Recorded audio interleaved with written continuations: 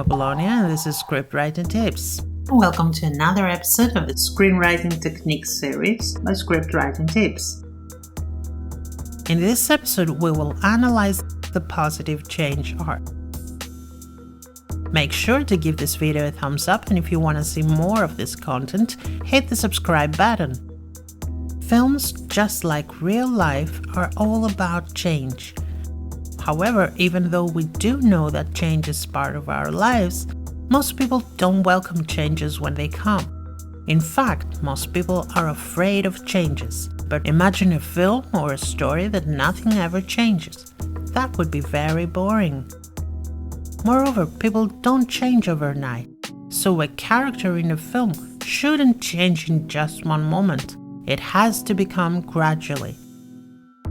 The way we react to changes can be an entire journey. That journeys towards change make the most wonderful, the most interesting stories. That's why every protagonist has an inner journey during the film. We call this inner journey a character's arc, and it's based in the hero's beliefs. There are three main categories of character arcs, which are the positive change arc, the negative change arc, and the flat arc. We will analyze each of them in a separate episode, but right now we should keep in mind that all three arcs are about change. The first two are about the hero's inner change, while the third is about society's change.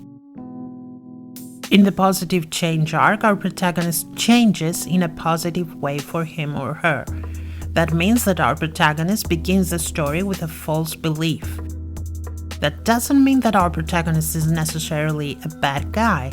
It only means that his belief system is probably too narrow-minded or too rigid, and it's not helpful at all to achieve his or her goal.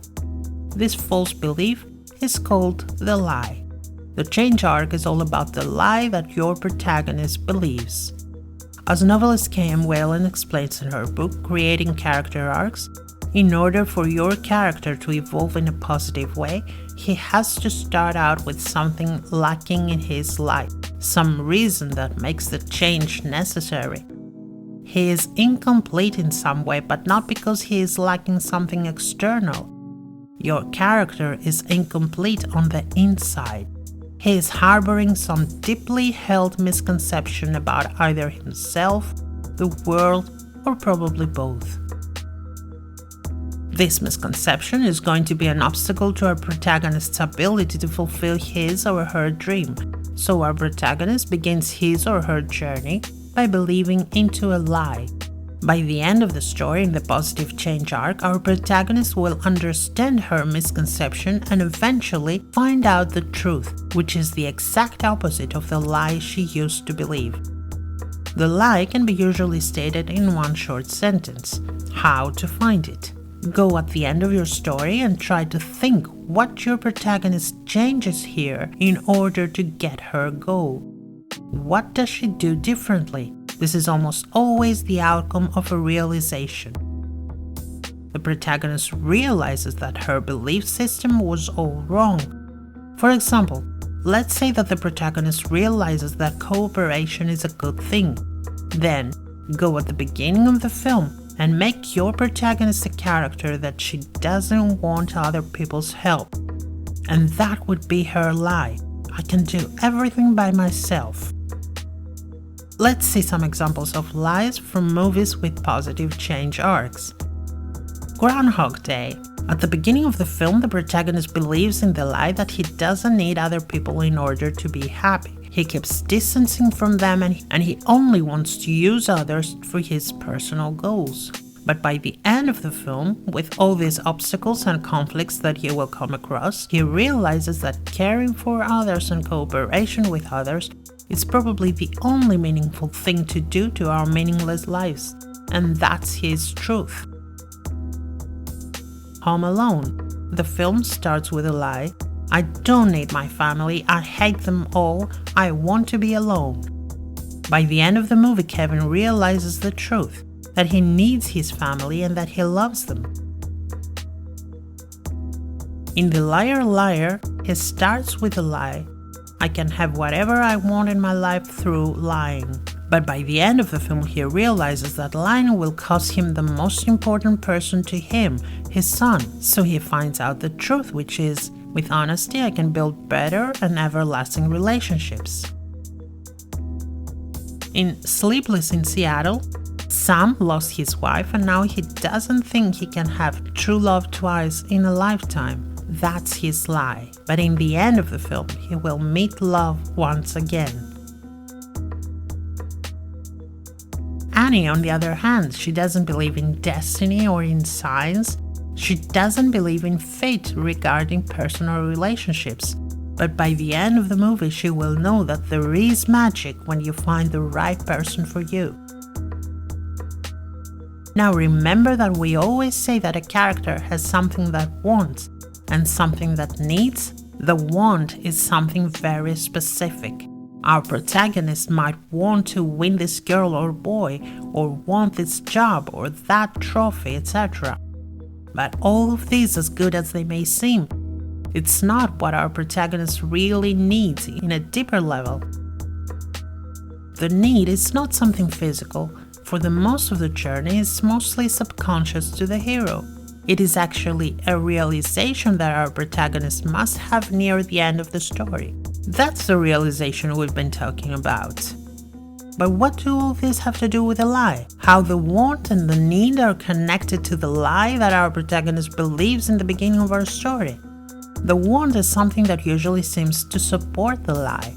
The protagonist either wants the wrong thing, or his moral methods to get it are wrong. Either way, the protagonist needs to change his or her priorities.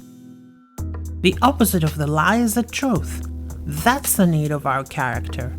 It's the thing that our protagonist will realize in the end of the journey. It's the change that our hero must have. Let's revisit the 3 previous examples and see what are the wants and the needs of the protagonists and how those are connected to the lies they believe. In Groundhog Day, the protagonist wants to escape from the village, which it supports his lie that he doesn't need other people in his life. But by the end of the film, after not being able to escape his life in the village, he realizes that the only way to give some meaning to his everyday routine is to start caring for others, and that's both the opposite of his lie and his need. In Home Alone, Kevin wants to make his family disappear and stay alone. This want is wrong, but it supports the lie he believes in, which is that he doesn't need his family. By the end of the movie, Kevin realizes what he really needs, which is the truth, that he needs his family and that he loves them. In Liar Liar, Fletcher wants to have both success and good relationships in his life. This is a legit want, but his moral methods to acquire it are all wrong. Because in order to succeed in his career and to keep a good relationship with his son, to get his son's love for him, he keeps lying to everyone. So in this way, his methods to get his wants support his lie, which is that I can have whatever I want in my life through lying. By the end of the film, Fletcher realizes that he needs to start telling the truth because otherwise he will lose his son forever. Right then, when he realizes his need, he also realizes the truth, that only with honesty he can build good relationships with everyone, and especially with his son. In Sleepless in Seattle, Sam wants to find a new mom for his son, but he believes that he can't find true love for himself for the second time in his life. That's his lie, and that's why he doesn't actually search for the right person.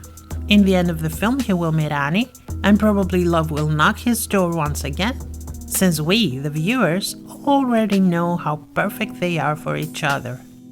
Annie, on the other hand, wants to marry Walt because she believes that they're a good fit and that there's no need to have goosebumps with your significant other. This is a wrong want for her, which is supported by the lie she believes that there is no magic in personal relationships.